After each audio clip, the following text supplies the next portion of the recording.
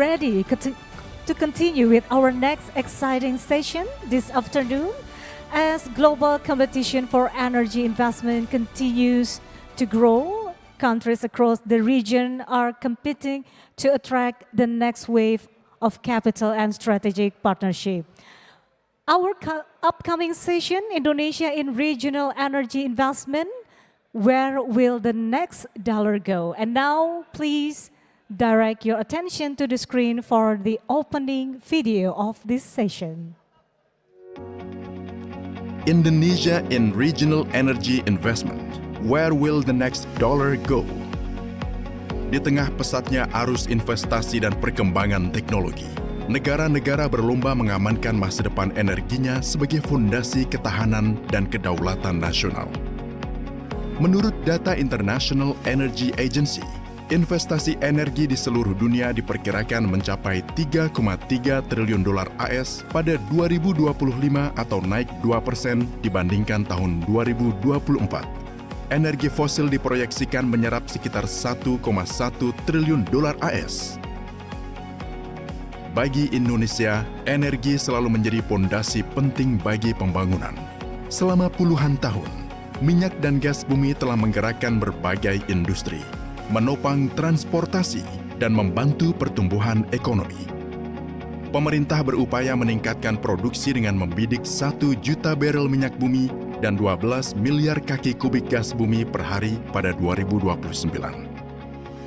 Dalam rangka mewujudkan ketahanan energi, kepercayaan investor terhadap Indonesia masih terjaga. Pada 2025, investasi migas tercatat mencapai 18 miliar dolar AS.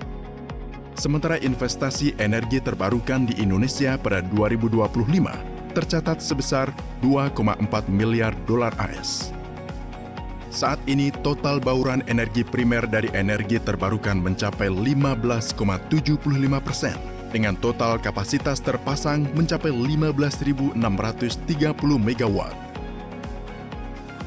Situasi tersebut sekaligus menjadi gambaran bahwa industri migas masih memegang peran yang sangat strategis. Namun, di saat yang sama, Indonesia menghadapi tantangan serius dalam menjaga daya saing. Dalam persaingan investasi, daya saing menjadi faktor yang sangat penting.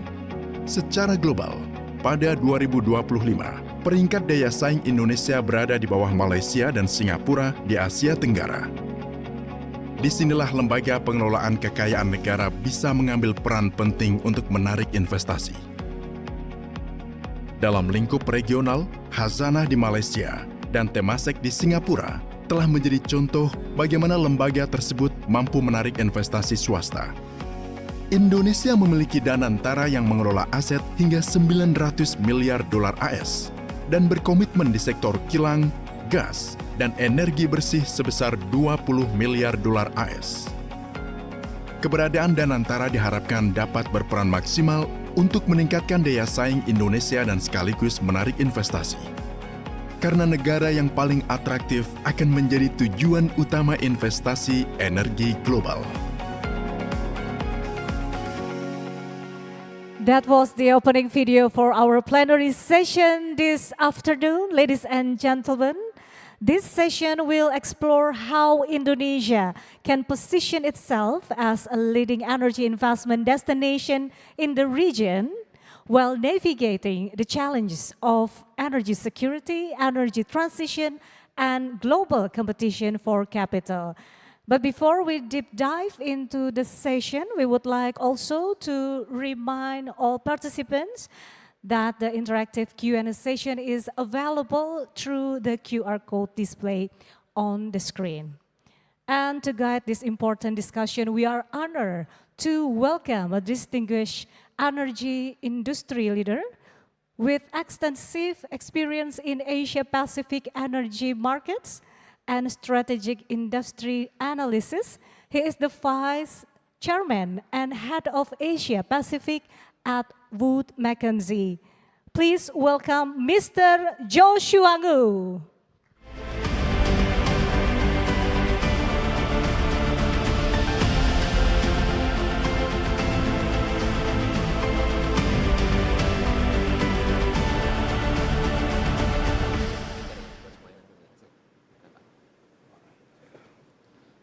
A very good afternoon to all of you here today. Really excited to be here. It's been many years since I personally have come to IPA, and this year is the 50th anniversary, and it's really exciting to see so many people here. The energy is really definitely electric, and I think today really also excited to have so many distinguished speakers with us today. First of all, thank you IPA for the invitation for me to moderate this panel. My name is Joshua. I'm the Vice Chair of Wood Mackenzie in Asia Pacific. And today, the topic that we're going to talk about is Indonesia in the regional energy investments. Where will the next dollar go, right? I think we all know that there's the global energy investments last year was about $3 trillion, of which $2 trillion was directed to clean energy, and about $1 trillion was directed towards, I would say, traditional hydrocarbon fuels as well. Right, from Wood Mackenzie's perspective, we're seeing significant investments required for Indonesia to meet its energy demand. It's upwards of $500 billion over the next 10 years. That's $500 billion, or about $50 billion a year. And in upstream alone, right, last year, upstream investments in Indonesia was about, oil and gas investment was about $15 billion, right? So again, there is so much capital that's required. We're competing for capital within the region as well. And so really excited to have this discussion in terms of how we can tip Indonesia into one of these leading countries that can attract investments. So today we've got a very good panel here. I think first of all, I would like to invite all the speakers to stage. We have Dadan Kusdiana, Secretary General of the National Energy Council. Dadan, please do come on stage. Next, we have Mr. Ciro Pagano, Regional Director, Middle East and APAC for ENI, or ENI. And of course, we do have Mr. Tatsushi Amano, the Senior Executive Managing Officer and Global Head of Energy and Natural Resources for the Finance Group for JBIC, Japan Bank for International Cooperation. And as you can see in the world today, it's extremely uncertain. And that is also similar to the uncertain environment of Indonesia's traffic conditions.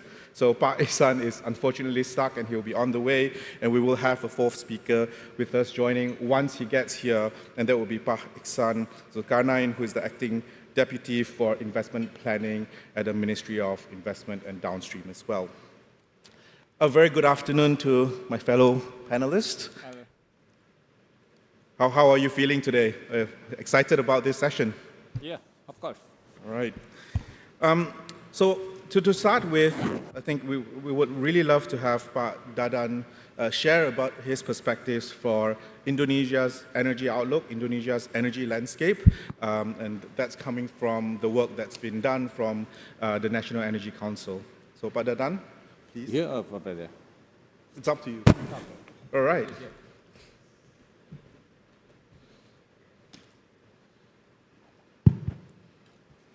Baik, terima kasih. Assalamualaikum warahmatullahi wabarakatuh. Selamat sore, salam sehat, salam sejahtera untuk kita semua. Very good afternoon. On behalf of my boss, my Vice Minister, Pak Yuliot, thank you for invitation. So I'm representing him to share with you what is currently being issued, the strategic program within the Ministry of Energy and Mineral Resources. I think some of the information or slide that I will share with you have been probably mentioned by my minister yesterday and also by my colleagues before with Prof. Enia, the DG of New Renewable Energy and Energy Conservation. Thank you, Ibu Katie. This is my honor also to speak in front of you here. But I was listening what you said also yesterday. Thank you. Ibu sekalian, so what I like to start with the new energy policy of national energy policy that has been declared by our president last year on September 2025, This is actually the continuation of our national energy policy with the focus on we have actually three focus on this. The first is how to guarantee the energy security, which is now is becoming issue. The second is how to maintain the energy transition, how to go for Indonesia to go to the clean energy. And the other one, the third, which is this is the new one, compared with the previous one, is to do the decarbonization. By this, I think, many of us understand that we'll go in both sides. We'll go with conventional energy, fossil, and we will move also, we'll promote of the use of the clean energy, in particular for new and renewable energy. I think that the first message that I would like to start with on this discussion. So this is already in the implementation. Currently the government, in particular Ministry of Energy and Mineral Resources, are preparing so-called RUEN, Rencana Umum Energi Nasional, or this is the roadmap. There will be a serial of the programs, activities, and my task within the National Energy Council is to supervise the implementation of this program, which is most of them are intersectoral. So it is not only within the Ministry of Energy. That's why we have the National Energy Security on that part. Let's see the number on this. I had a chance also to have the presentation, I think 3 years ago within the IPA. At that time, the first direct question to me is, do we need still the oil and gas industry at the time? So this is the continuing answer for that part. This is under our new energy policy. Our modeling, which is supported by IEA, supported by ARENA, supported by others, many institutions in the world, showing that for oil, we need something like 2 million barrel oil per day in 2030. So the increase of 500,000 barrel from now on. And then in 2060, we will have around 1 million. 1 million is even bigger than we are producing currently domestically here. And for natural gas projection, we will increase this production. We'll have probably later on from Annie to update the progress on that part. But of course, we will go to the more clean energy, and we do transition energy. At the same time also, we will increase the energy security. We need to use more energy that is producing domestically, including renewable energy, including also the fossil energy. So this is a number. This is the graph. Actually, this is the chart to have the to have your imagination in future in 2060 how Indonesia will go to do the energy transition. This is primary energy mix in terms of the million ton oil equivalent. The primary energy mix will go to as high as of 70% in terms of renewable energy and around 5% in terms of the oil and in terms of oil. So combined with gas, around 20% will be in our energy mix in 2060. And this 5% of the oil is actually 1 million 1 million barrel oil per day. And if I go to much more detail in terms of this industry, oil and gas, the exploration and production attractiveness rating, we are using the S&P Global report this year, 2026. In terms of activity and success, this is remain unchanged, particularly from 2025, because there are several major discoveries were made in 2026. So we are ranked 4 from 15 countries. Of the fiscal system, 5.11, ranked 10 from 15. And also in terms of oil and gas risk, in particular also in legal and contractual, this is the challenge. This is that we are currently working on. Those also mentioned by my minister yesterday, how the government will go to move better to implement more regulation, and also currently we are discussing of the revision of the oil and gas law. We see more detail in the contract production sharing. So what we do is that we will have probably later on, if there is any proposal to us. I had discussion with IPA actually probably 2 months ago. They came to my office to see what is actually the idea. I said to them that you have to have idea, because I am from the government that we are in the cycle, we are inside, we are doing that part. So we need the input on how to improve our climate condition for the oil and gas. So we have the profit split up to 50% for contractor. This is open bid with certain minimum value for sidang to bonus. I think those are everywhere on that part. We have commercial basis for the MO, and also relinquishment is not mandatory for the first 3 years, which is, I think this is good. And also, my minister mentioned yesterday in terms of the incentive on fiscal, the tax facilities, for example. He mentioned that if you have a good IRR, then you don't need to have more incentive. But if you have less, then government will take care, will consider to provide more facilities, including the tax on that part. FTV, 10% split between government and contractor. I think this is already in place. The contract scheme, flexible, cost recovery, no cost selling, and data access now is free of charge. In which this is quite different with the coal and mineral.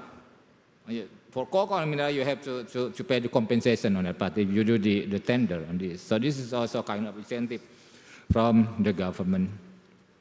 And we see just to answer the question, Joshua, well, actually the goal go on in terms of the oil and gas. You mentioned already last year our realization of the investment is 15 billion.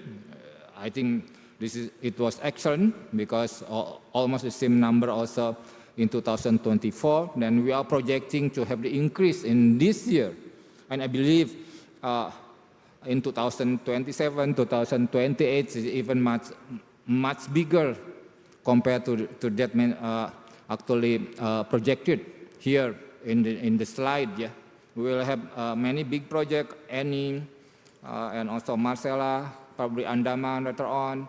So that all are required dollar. Okay. Main project upstream 2025, 2030. My minister always mentioned to us that what we do as the government officer is to do the acceleration.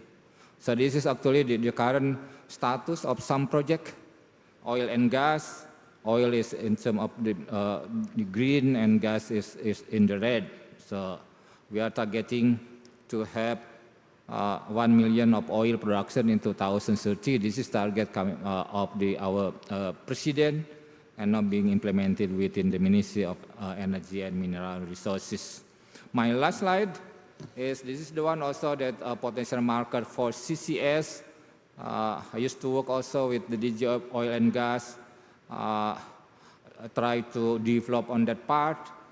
I think to my opinion, on the storage side, I think we are more than ready on that part. But we need to work further to have the company, to have the industry that are willing to do that storage. So I discussed also with many people from IPA to see the development on that part. We have the close cooperation with Singapore.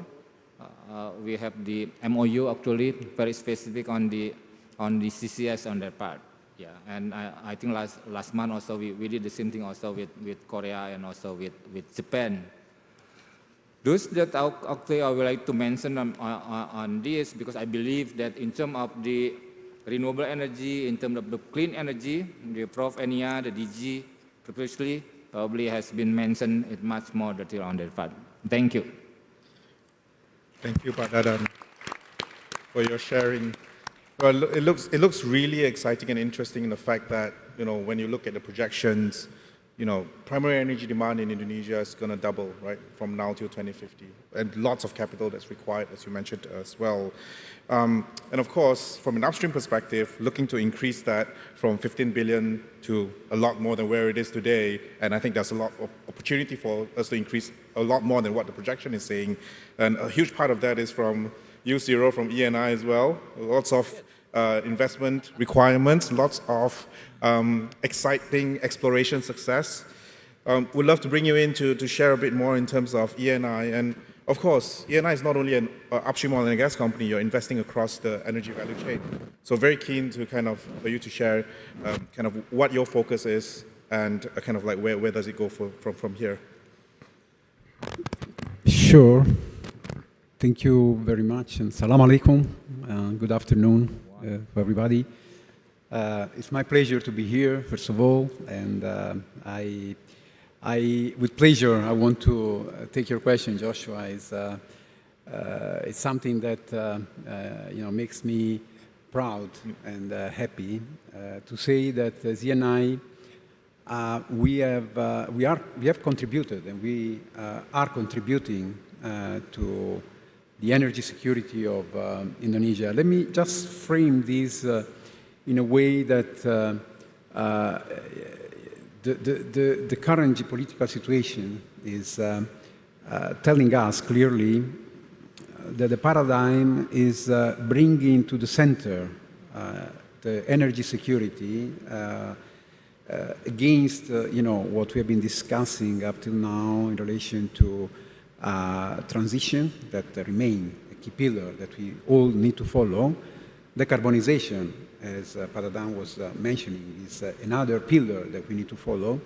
But energy security, as of now, and more than any time else, is at the center of anyone, really, because energy is a serious matter. Energy makes anything happen. Energy makes the life of everybody being what it is. And without energy and without the perspective of having security, life can easily change for everybody. So to come to your question, we have convincingly got a history of investments in Indonesia. We are relatively new in Indonesia because we only started our activities in the country in the early 2000s. So in the early decade, the early first decade of this century. But we came with the installation of a first FPU in the South Kutei Basin out of a successful exploration. You, I believe, are familiar with the fact that ENI is a company that, especially in the past 15 years, has been let's say, connotating itself as a successful explorer, very successful explorer worldwide, because we are successfully exploring in Indonesia, but we are successfully exploring worldwide, I would say. And even more so, we are recently connotating ourselves as a very successful project deliver player. So we do successful exploration, we deliver projects in time and even earlier than due time and in budget. So we started this, let's say, this paradigm in Indonesia in 2017 with the establishment of the first FPU and the establishment of the first production hub in South Kutei. Ever since, we have kept investing in exploration. We have kept finding, Maracas, Maha, East Maracas. All of these discoveries have been really kept the FPU at its cap of 700 million scf a day. And so for the last decade, we have been constantly producing this this 700 million scuff a day. And we were, very really familiar with the investment environment that the government of Indonesia, the countries has established, and we, based on that, have convincingly invested in acquiring, for example, the IDD assets from Chevron in 2023. With the same conviction, we have also bought the Neptune participation in our assets in the same year, in 2023. And again, in the same magic year of 2023, we have discovered Geng North that has allowed us to establish a second production hub in the Kutei. We announced the FID earlier this year in January. So we are at the moment executing this project with the target to start production in 2028. With this production, we will be able to deliver 2 BCF a day of gas to East Kalimantan gas system, including Bontang for the liquefaction part of it. We will also produce up to 9,000 barrels of condensate per day. But, on top of that, it's quite recent, the announcement we did of Geliga discovery in the Ganal PSC. And with the Ganal, we have announced another 5 TCF of gas discovery. So it's a giant discovery that has allowed us really to start working for a third hub to be established along with the 2 that we have already identified, and 1 is ongoing and 1 is under execution. So this is to say that we, in the past, I would say 10 years, have kept investing in Indonesia because we have seen an establishment in the country that has supported us in doing so. For us, of course, the reason to invest is because we see a conducive business environment that allows us to work together with the government and with SKK Migas, with Migas, as partners. So we sit together in order to make sure that together we can achieve the energy security goal that the country has. And we feel that we are largely contributing in doing so because we feel supported and we feel like supporting the country and the government to do so in a context that, of course, is also allowing us to heavily invest in order to make the local content grow. Local content means, for example, revamping Bontang plant that was supposed to be, a declining plant. We are completely rejuvenating it by means of bringing this new gas to a plant that would have a new life even beyond 2040, 2045, which I believe is a very good achievement for the country, local content, and it's a very good achievement for the energy security of Indonesia. Thank you, Ciro. And of course, with all these investments, we're going to need a lot of money, right? So we should be looking. We'll touch that. Yeah, definitely, right? And so, looking to your left as well, we've got Amano-san from JBIC.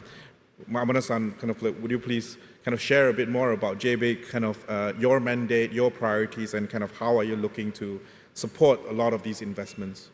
Okay, thank you very much, Joshua. My name is Tatsushi Amano. I'm a global head of the Energy and Natural Resources Finance Group of Japan Bank International Corporation. The JBIC is the governmental financial institution fully owned by the Japanese government that we are providing the semi-commercial finance to the project, which are in line with the Japanese government policies. And Japanese government policies are set out in our constitutive document, and one of which is apparently securement of the natural resources. With respect to our activities in the energy sector, the outstanding amount to the power sector is $22 billion US dollars, and with respect to oil and gas sector, outstanding amount is $28 billion US dollars. Therefore, those two sectors, consisting almost 45% of the total outstanding amount, and therefore, basically, the JBIC is the energy, the financial institution. With respect to our relationship with Indonesia, our relationship with Indonesia energy sector goes back to more than 50 years ago. In 1960s, that we provided the financing to the development of the North Sumatra basin, the crude oil, and in 1970s, the natural gas was supported in the East Kalimantan and North Sumatra. With respect to the power sector, in 1990s, that we provided the financing to the Python project, which is the first IPP project in Indonesia, and also 10 years ago, we provided the financing to the Salula, the Geosomo project, and that is, I think, the first IPP, the renewable project achieved in Indonesia. Therefore, the JBIC has always been working in the first of a kind of the project in Indonesian energy sector, and we are very proud that the JBIC is a part of the Indonesian energy history. We would like to continue to be that. And with respect to our priority, of course, the policy has been very consistent. Some of the Europeans went very far and now coming back, and the U.S. policy is predictably unpredictable. But the Japanese the policy is that we are trying to achieve the carbon neutrality in a realistic, the pragmatic way. Therefore, we would like to assist the fossil fuel related project as well as the renewables, depending upon the reality and the demand of the country. But probably the conflict in the Middle Eastern the region is the really the important wake-up call for us. And just recently, Japanese government announced a new policy called the Power Asia Initiative.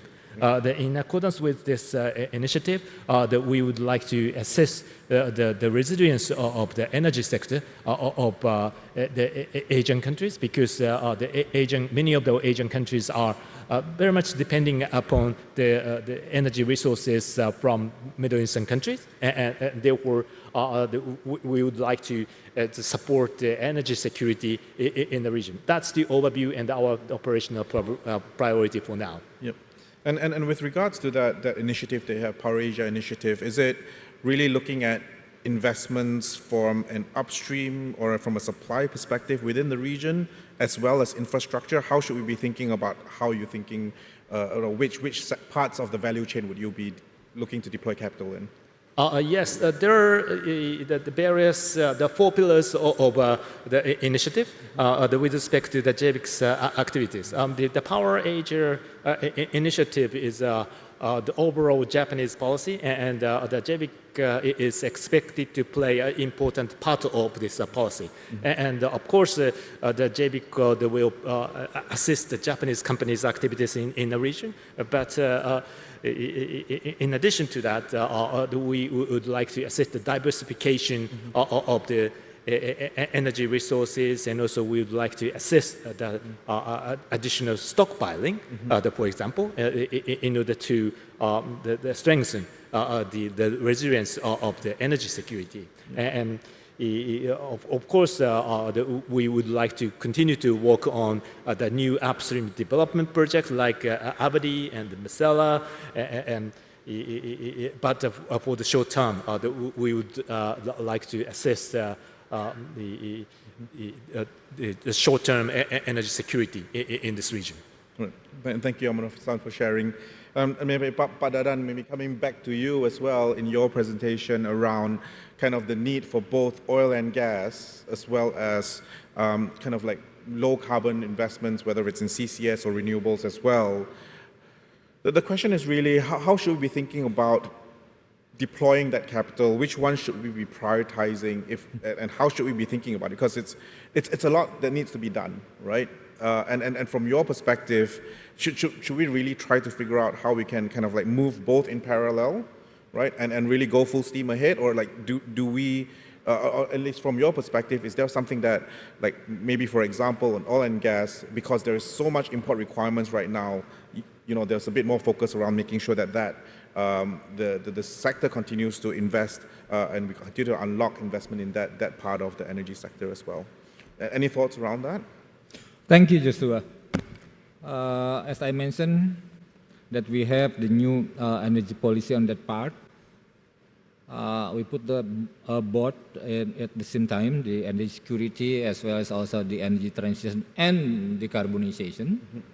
So, in my opinion, I think Indonesia is now running in both sides. Yeah.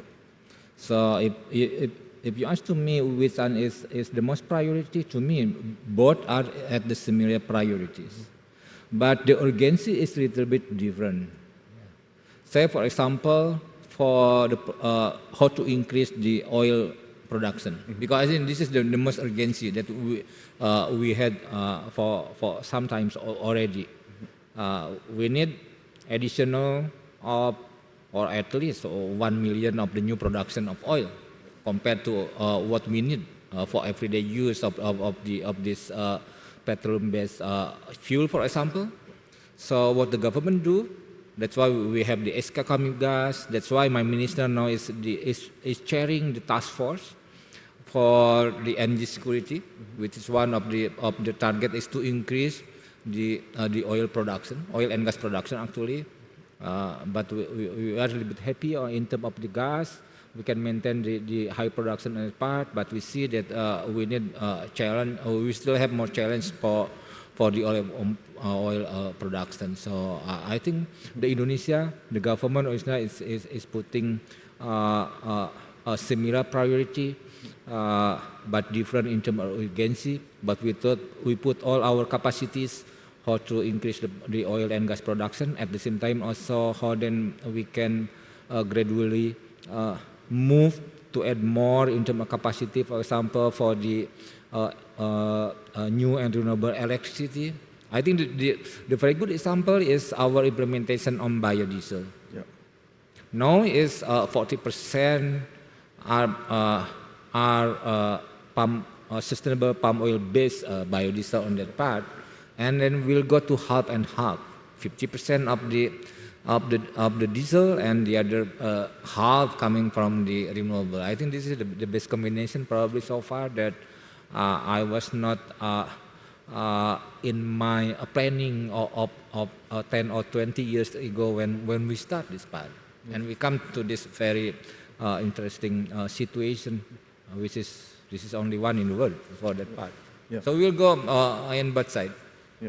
No, thank you, Pak Dadan. And I think the message is also pretty consistent, I think, across the many years in Indonesia that we still need oil and gas investment because there's still a lot of demand in the country that needs to be met, right? And of course, import needs to be reduced as well. And I think to a certain extent, you do see that in other parts of the region or even around the world where, especially now in times of fuel supply crisis or oil supply crisis or even gas supply crisis, it becomes a lot more exacerbated, right? So I think the question for you, Ciro, is that we see that around the world right now. ENI has a global footprint. How do you think about that investment, right? Of course, you're spending a lot of capital in Indonesia. You're also spending a lot of capital outside of Indonesia as well. How do you think about that capital allocation, and what makes you decide to say, hey, you know what, we need to put a lot more into Indonesia, right? So, any thoughts around that? Sure. No, thank you for the question. Clearly, there is a competition, a global competition on capital allocation because we are present in 63 countries. We operate EMP activities in 35 countries. And clearly, you know, the race for capital for a company like ours that is very successful in exploration and successful in the delivering project can be very, very high. Let me say that in the past 5-6 years, we have developed a financial structure and, let's say, a way of dealing with this that we call a satellite model. And what is it? It's the possibility to create satellite companies focused upon geographies that we find profitable or worth for investments. So in order to focus on that, what we do is simply to carve them out and make sure that capital are allowed on a self-financing basis to be even lended by lenders and be fully deployed for that geography with no competition with others. And of course, this is assuring us, you know, a full support to the timing of the project and financial support, of course, that is granted by the financial institutions that want to participate. You know, we let's say that have made 4 of this kind of satellite and new companies around the world, Norway, UK, Angola. We are about to start the 4th in Asia, the first of its kind, and it's the largest one. And we see that there is a very good interest and a significant, let's say, follow-up from financial institutions because they see the fundamentals, they see the KPIs being very solid, and of course they are willing to invest. I mean, in a place like Indonesia and like Kutei, where we leverage the existing infrastructure in mature basin. And we can make our exploration and our successful exploration, you know, work very well with the time of delivering project because infrastructures are already deployed and we can make use of it. This is an appealing equation that can make clearly happy the government and the country for us to be quick in delivering. And of course, the investors, because they can get their return quite fast and quite easily. So this is a way for us to tackle the capital allocation. And again, it's a model that we have started 5-6 years ago, but it's really proved very successful. It's being proved very successful as we speak. And it is an extremely elegant and creative way in terms of how you think about capital allocation, because historically, if you had a project in a certain country, then you start to compare that against the benefits and economics of other projects as well. But now, with that structure, it self-funds, right? And it makes investment decisions within the confines of that boundary. Absolutely. But of course, to start with, you need to have the scale to do so. And I think that's what the discoveries have brought on as well. Indeed. And let me tell you, I mean, the Seara, that is the company that we have launched and is going to really take life in a matter of weeks, I would say, is dealing with 14 blocks alone in Indonesia, and among these 14 blocks, there will be over 2.5 billion barrels of oil equivalent reserves to be developed. This company is only taking care of that. The capital that is going to raise and the cash flow that is going to generate are going to be reinvested to keep developing and delivering all the Geliga discovery that we have announced just a couple of weeks ago will be really another fast-track development because we will make use of these capitals, we will make use of these cash flows in order to make sure that we can add another significant amount of gas production to the one that we are already envisaging to produce by 28, 29, and 2030. So essentially, it's a winning tool that we have found, and it's going to work here, but we have proved to be work very well in Angola, where we have established the Azul company with BP, for example, is working perfectly well in Norway with Bar Energy, is also working well in UK with Ithaca. So really, these are companies that are focused and concentrated on those geographies. The capital that they raise are only dedicated to those investments with no competition with other allocation around the world. Thank you very much. Yeah, we just got a note that Pak Ichsan Zulkarnaen has kind of managed to get here as well. So may I please invite Pak Zulkarnaen, Ichsan Zulkarnaen, to come on stage, the Acting Deputy for Investment Planning.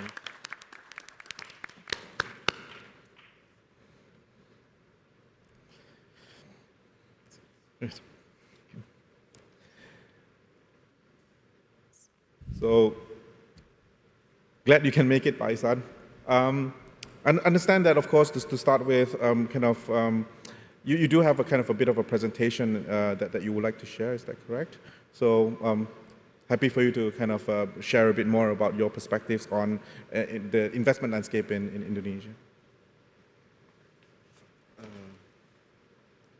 Should I push this or do I need it? Oh, okay. Thank you. So thank you so much, Moderator. So actually, I'm happy if I don't have to present anything. So it's save our time. No worries. But good afternoon, ladies and gentlemen. First of all, I would like to apologize for coming late because the invitation itself, it's coming a little bit late last night, so I have to rearrange the schedule. So again, I really apologize for coming late. But thank God I'm here. And then and second of all, Wamen, the Vice Minister, also apologize for not being able to attend for this important meeting. But let me start with a simple and then also like a very broad picture of our investment picture. Can we go to the next slide, please?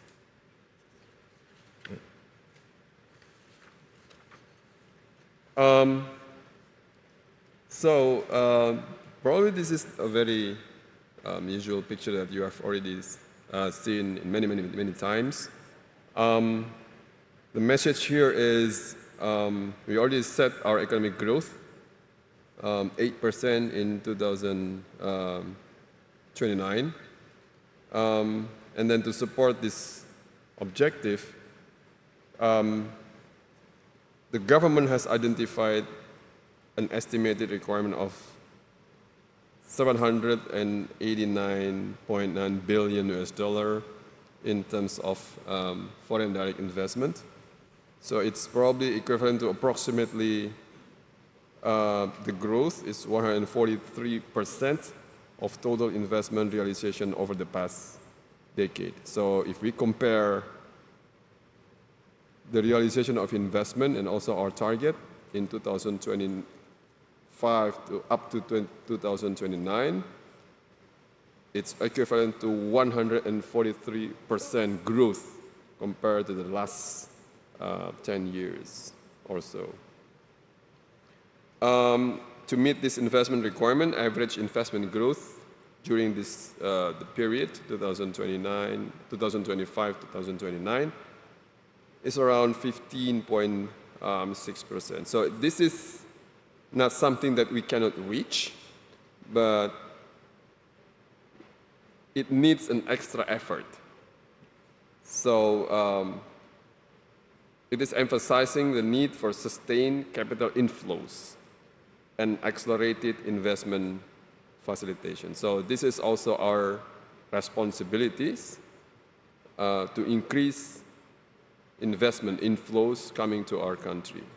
And then to keep existing investors' confidence that they can still doing their business in this country. So the investment priorities.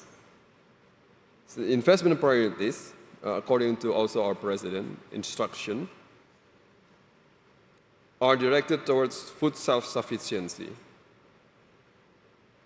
energy sufficiency, and also development of downstream industries. And I believe these three priorities are also the main topics that we are discussing right now. One of it is about the energy. So again, this is in line with President Prabowo's directives and stated at our national coordination meeting of the central and regional governments held recently at the month, at February 1st. Next slide, please.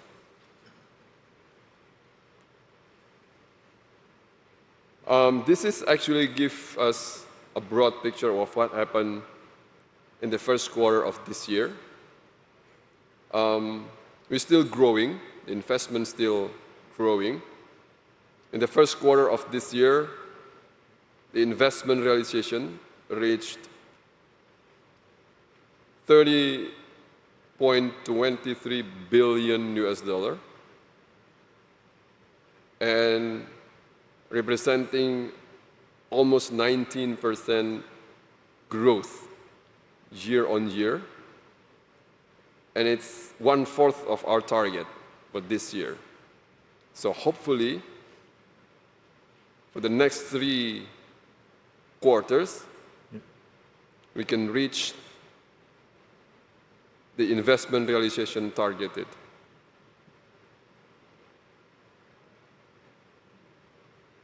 Next slide, please. So, ladies and gentlemen, for the downstream industry sector itself, in the first quarter of 2026, Indonesia's total investment realization reached 147.5 trillion rupiah. So it's about 147.5 trillion rupiah. It's marking a strong 8.2% year-on-year growth. So again, Indonesia's investment climate, we hope that it will be maintained and it will increase the confidence of the foreign investors, especially in this downstream area.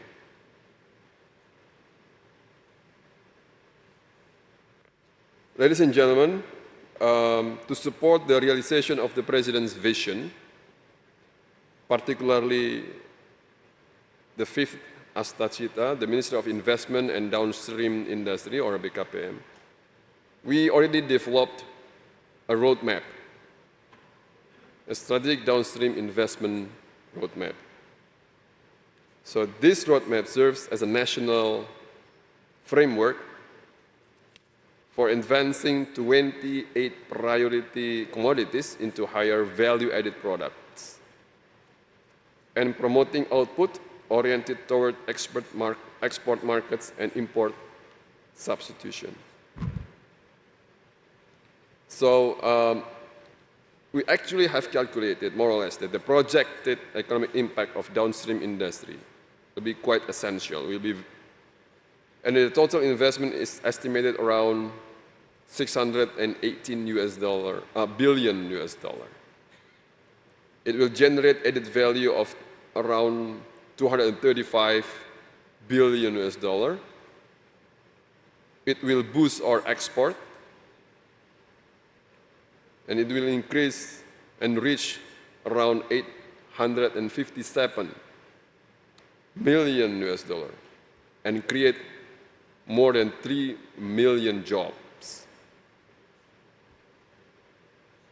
So, ladies and gentlemen, I'll be very fast. So, Indonesia is also has a significant renewable energy potential with more than 3,000 gigawatts of renewable energy Solar energy also is our strength, the largest contributor at 3,294 gigawatts. So it's around almost 90% of the total potential. Indonesia also benefits from this high solar irradiation, and then it's reached 4 to 6 kilowatt per meter square per day across most regions and abundant land for large-scale solar development. On the demand side, short-term drivers include the presidential initiative of 100 megawatts PV deployment across 80,000 villages.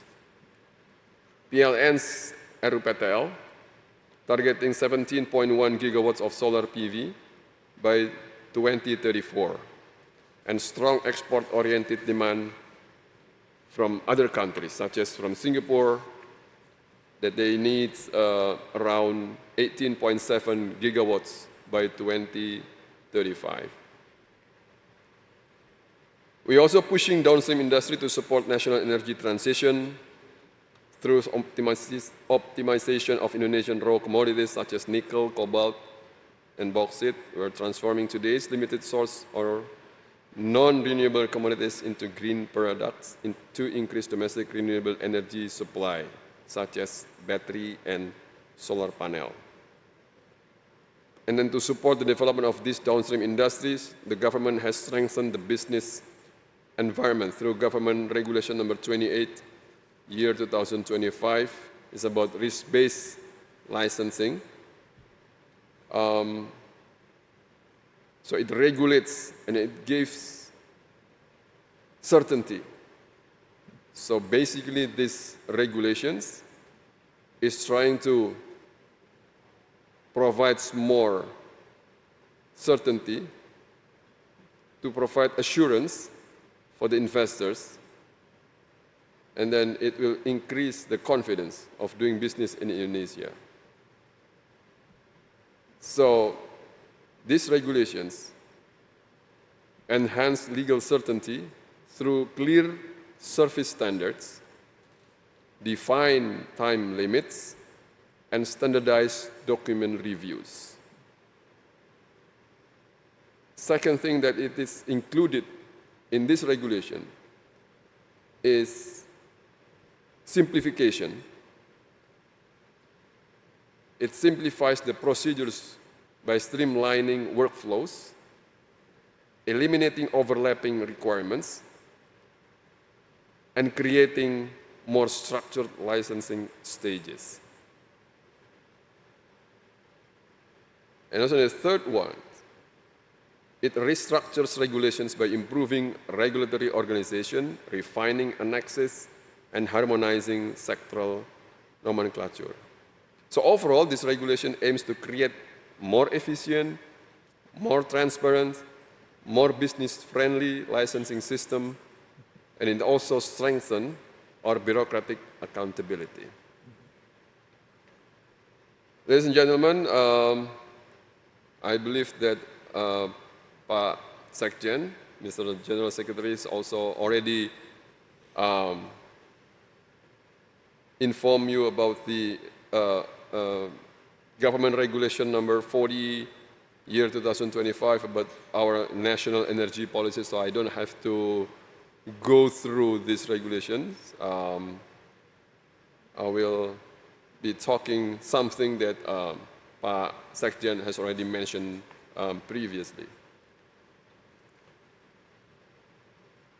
Ladies and gentlemen, colleagues, Indonesia continues to enhance the ease of licensing, as also reflected in the World Bank's Be Ready indicators. Our business entry score improved to 65.82 in year 2025. This performance actually outperformed several ASEAN peers and are actively implementing action plans to further streamline business entry processes. So we hope that in the years coming, we will increase our performance, not only in terms of the providing regulation, but also how we can implement the regulations effectively and then provide more information, more transparent to the investors. In line with our energy transition goals, the government has issued clear regulations for carbon capture and storage, and also carbon capture, utilization, and storage, or CCUS. Ladies and gentlemen, Presidential Mandate number 14, the year 2024, provides solid legal framework for both activities inside and outside oil and gas working areas, opening new investment opportunities in low-carbon technologies. Despite the opportunities, several challenges remain. These include uneven energy distribution across regions. We have to face some of the areas don't really have a proper energy, high energy subsidies that burden the fiscal budget, our commitment to reach net zero emissions by 2060, and global uncertainties affecting energy prices and supply.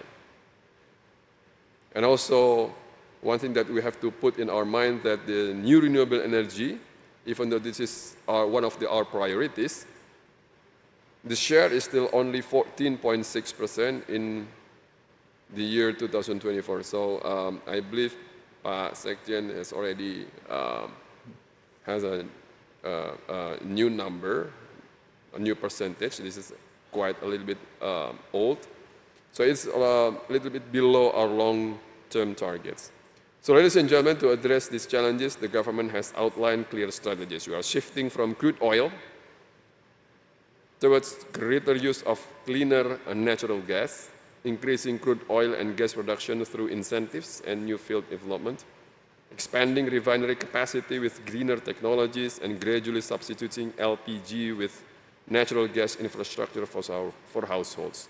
So these steps aim to strengthen national energy security while supporting a sustainable transition. As a conclusion, ladies and gentlemen,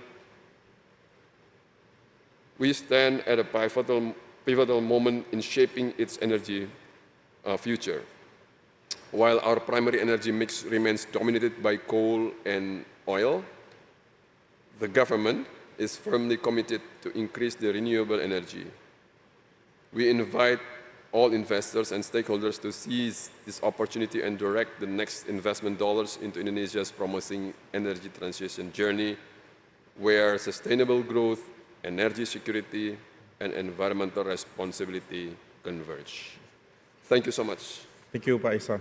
Thank you very much. And I think it's really, really exciting to see that capital investment that's coming into Indonesia is definitely having this positive momentum, right? And I think we are, through the conversations today, especially in the energy sector as well, and oil and gas sector, we're seeing a lot more positive momentum when it comes to the investment climate, and especially with the regulations that you've mentioned in streamlining the licensing, something in which I would say the industry has been looking forward to for quite some time right now, and that's definitely something that's moving in a positive direction. So thank you very much.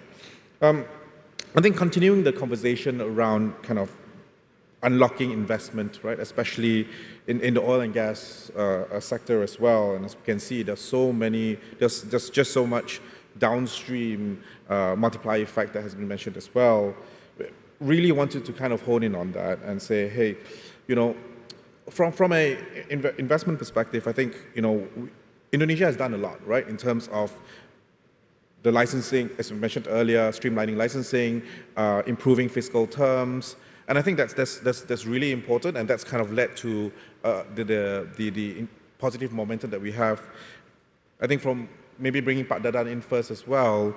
In your view, right, is there anything else we should be focusing on? I think, or at least the government is currently focusing on in really further enhancing that attractiveness, especially also within the region and also around the world. There are lots of other countries trying to attract that capital as well.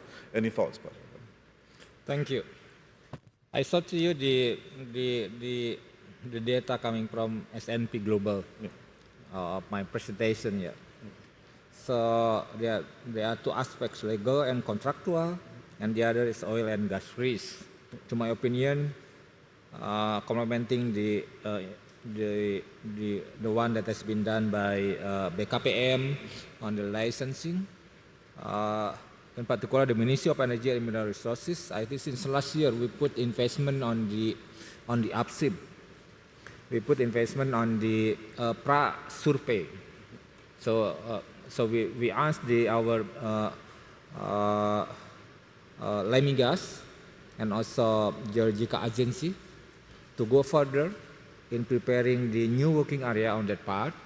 So the government put investment on that part. So I'm not saying that yes, we have to focus on this, but the Ministry of Energy put attention to every aspect on the development. So since the data preparation, and as my minister said yesterday, on the Hadid Ichsan new working block on as the potential for the tender on that part.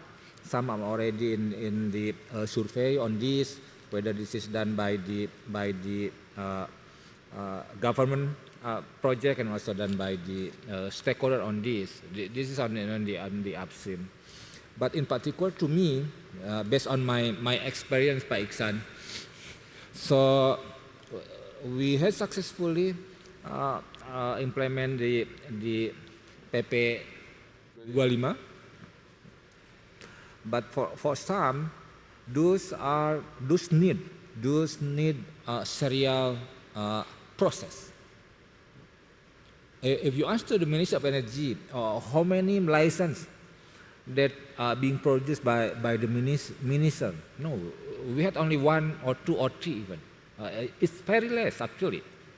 But those license need recommendation from others, from Ministry of Environment, from Ministry of Transportation, from other ministry. And those actually need serial process. You have to go to that one first, then after this you go to the then at the end, this is the one that's said by the President actually yesterday in legislative. Then at the end we need 3 years. This is the one actually that the Minister of Energy worked together with BKPM to see the breakthrough, how we can deal with this very specific challenge for us, because this is already within us since many years, and there are some good breakthrough. For example, if you go for land acquisition, we have we can do in parallel. We work also with others, with Ministry of the, for example, with Ministry of Transportation to get the license on the survey. It's done very fast so far on that part. So I think in terms of the incentive, in terms of how to increase the attractiveness, if I may say that the Ministry of Energy is waiting on that part, because the government has put serial of those that I mentioned already on those. And my minister still have one final support. The one that he said yesterday is, this is really depend on IRR. Because this is open, transparent data that discussed between the private and with us, whether this is with Ministry or with SKK. So those numbers are tabled together, discussed together. If you need, then the government can have the final support on the part, in addition to the one that has been listed. So I think that part that we are currently putting the attention, in addition to, yes, the ministry also put investment on the gas piping, for example. We did successfully to connect the Sumatra, Central Sumatra to East Java. Now it's all is fully connected. Yep. And this since last year. Now we are connecting to probably to Andaman at the end, yeah. So Sumatra, the whole, and Java, then those will be connected. But we do understand that Indonesia also will need additional probably gas receiving terminal on that part. could be probably in Central Java on this. So we work also with the Minister of Industry.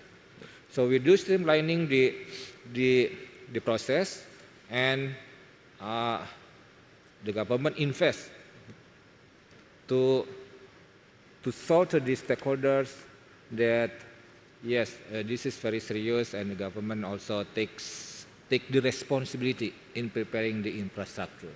Yep. That's probably that I can be shared. Yep. Yeah. Thank you very much, Dadan, and definitely a lot of work has been done there. Mrs. Ciro, maybe from your point of an operator, kind of like how do you see things progressing, and of course from your view, is there anything else that needs to be really focused on when we want to maintain or even increase the investment attractiveness here in Indonesia as well? Well, from an operator standpoint, I guess the most important thing is to have granted investment stability environment. So as long as there are no changes in the support of the government, and frankly, I'm happy to hear what I heard just a few minutes ago about let's say the fact that the government is looking at the way of streamlining, because often we know this is the excessive bureaucracy might really make, of course, might create issues in progressing projects with the necessary pace to deliver. Mm-hmm. In our experience, the past few years have been really very successful, because we have seen a support from the government institutions like SKK Migas, like Migas, like Pertamina itself, as a sort of work team. I mean, working together to reach a common goal. So as long as this is preserved, and as long as the stability of the environment for the proper investments is preserved without unnecessary changes or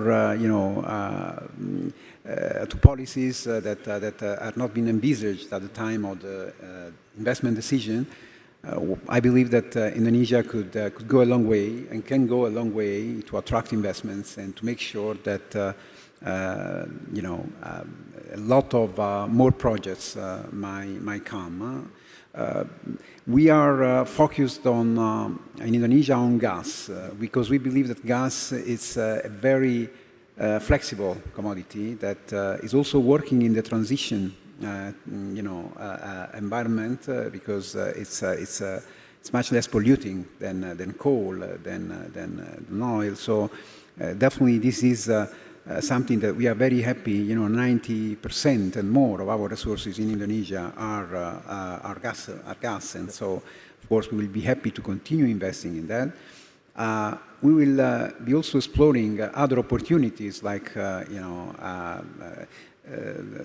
biofuels rather than agri-feedstock for biofuels.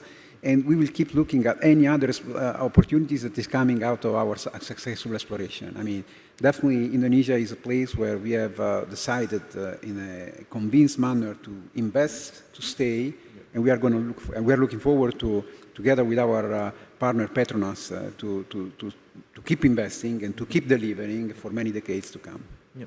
Thank you very much. And Amano-san, I guess from your perspective as well, I think from a lending perspective, kind of, are you looking at the same criteria, or are there any other criteria that you're looking at when you're looking to lend into projects that you're trying to fund? Yeah, apparently, even from the lender's perspective, the stability and the transparency of the implementation of the regulation is essential. Mm-hmm. I don't want to be provocative, and I don't want to be impolite, but to be honest with you, I do respect the demand for the national energy security for Indonesia is essential, but too much emphasis on the nationalistic view might not be helpful in attracting the international investors. And therefore, that's the reason why that we do require the transparent and the stable implementation of the regulation is essential. The remote from the influence of the nationalistic view.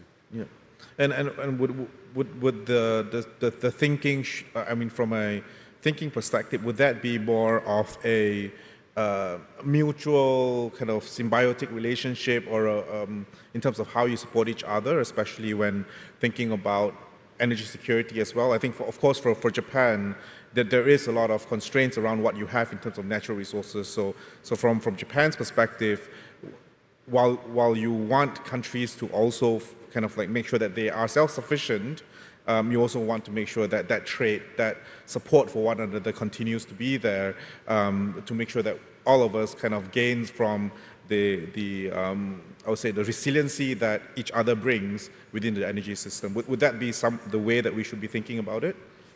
Yes, absolutely. The JBIC is not the profit-oriented organization. That we are basically working for the Japanese national interest. Yeah. Therefore, the energy security for Japan is essential. Therefore, our decision on making the investment or the financing to Indonesia's the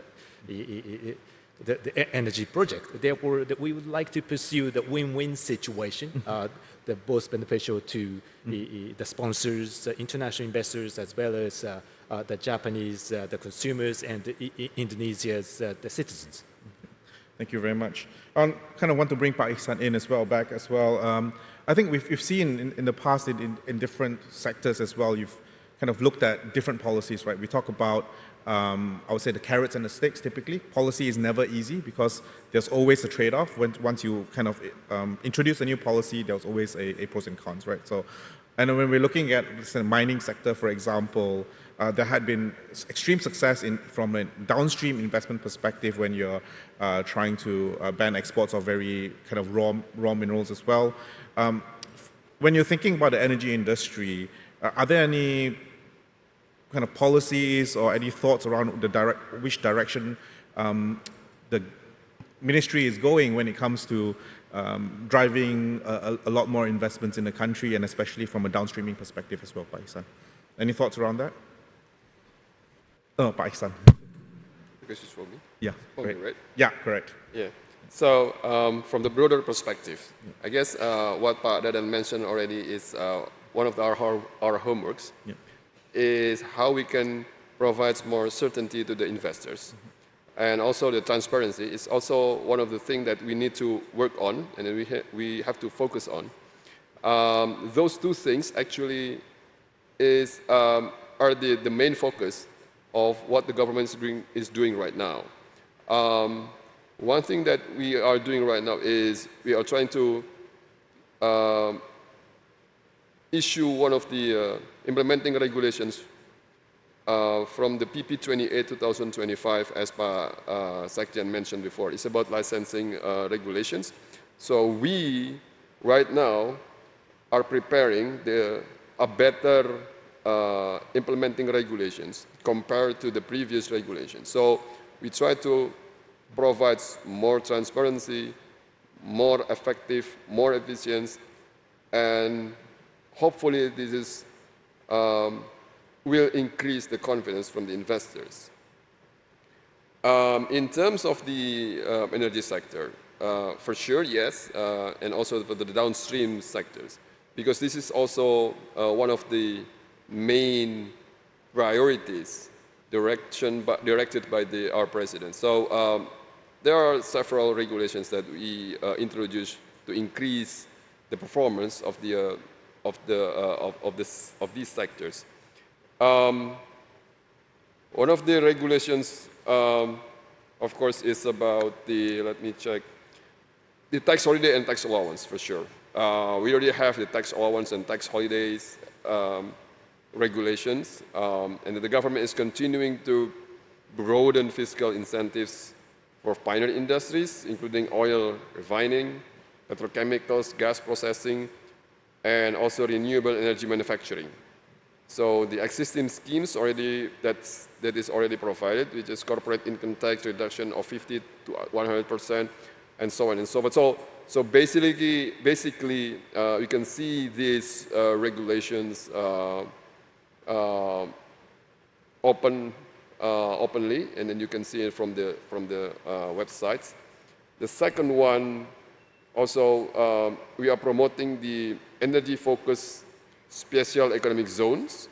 So, as you may also aware that we have more than 20 special economic zones, thematic special economic zones, tourism economic zones, industrial economic zones, and then we are now promoting the energy-focused special economic zones and the downstream industrial estates designed to integrate those commodities or those sectors that I already mentioned, petrochemicals, refining, and so on and so forth.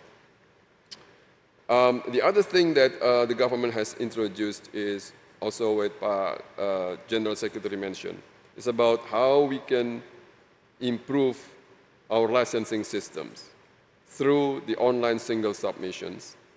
And the BKPM is committed to increase the performance of the OSS. So, not mentioning about the problems right now, but we are now trying to increase the capacity, the capabilities of the OSS. So hopefully, by next year, we will have a new kind of OSS that will give us clearer, faster licensing process. Also, there are some or several regulations that we will introduce, or we have introduced, about the renewable energy industrial policies. I think this is also the policy that we are focusing on.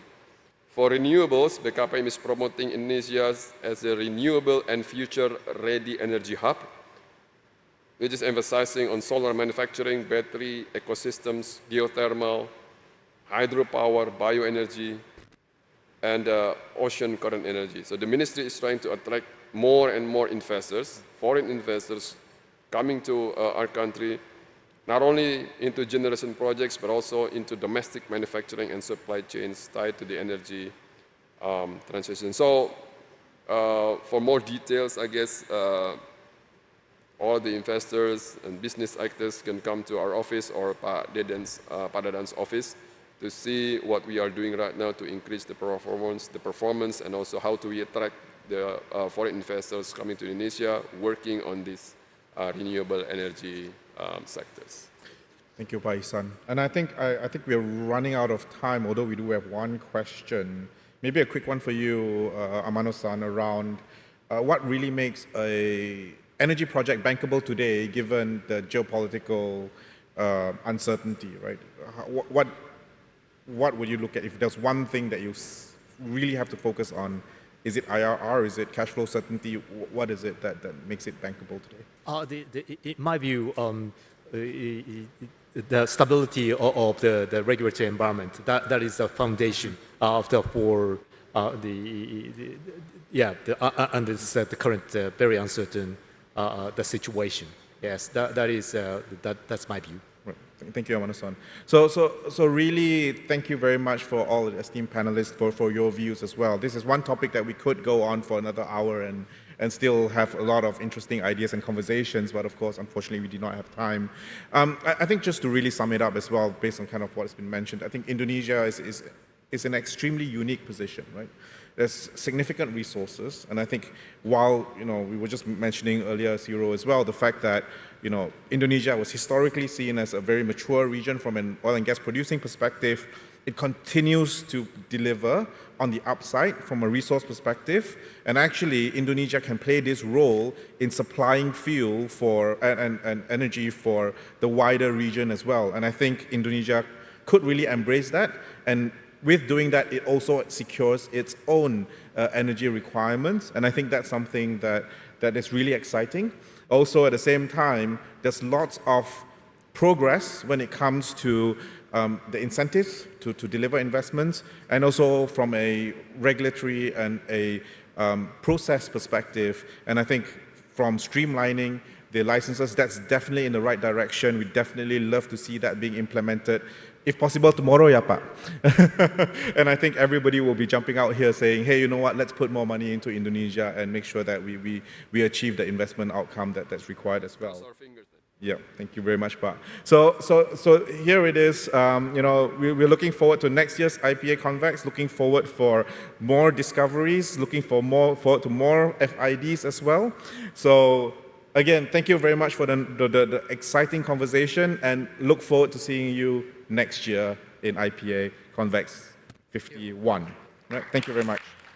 Please give a big round of applause. Terima kasih. Thank you, our moderator, Mr. Joshua Go. Our sincere appreciation to all distinguished speakers for the insightful discussion. Please remain on stage. And may we kindly request all speakers to remain on stage as we proceed with the token of appreciation and official photorization.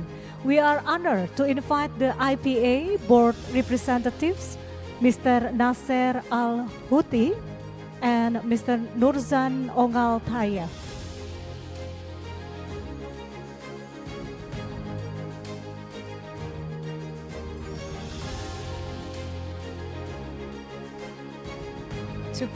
To come forward and present the mementos to our distinguished speakers and moderators. Ladies and gentlemen, this conversation has shed a critical light on exactly where the next dollar will flow in our regional energy landscape by continuing to strengthen our fiscal competitiveness. Indonesia can secure its position as a prime destination for global energy capital.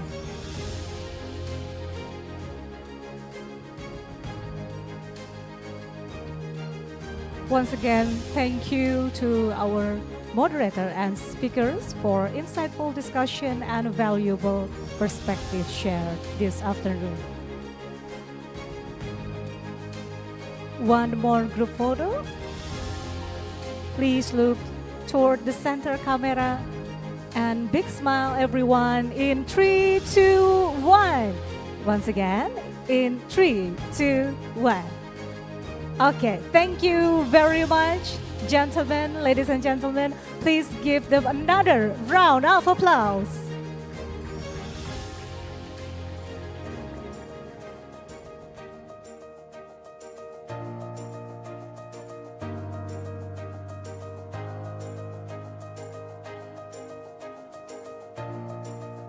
Once again, thank you very much, and you may now return to your seats.